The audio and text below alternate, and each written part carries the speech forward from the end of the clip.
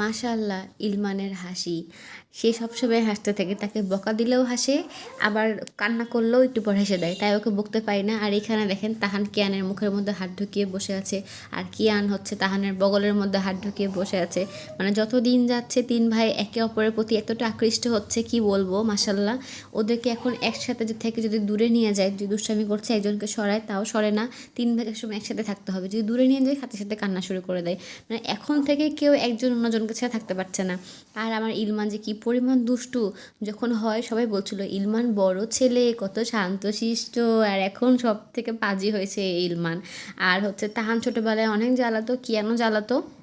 ওরা দুজন আস্তে আস্তে এখন শান্ত হয়ে যাচ্ছে, কিন্তু ইল্লুকে আমি কোনোভাবেই সামলাতে পারছি না। খুবই দুষ্টামো শুরু করেছে ইলমান। আমি ২-১-এ শুধু ইলমানকে নিয়েই একটা ভিডিও দিব, তখন দেখতে পারবেন যে সে ১ মিনিটে সে কী পরিমাণ তুলকালাম করে।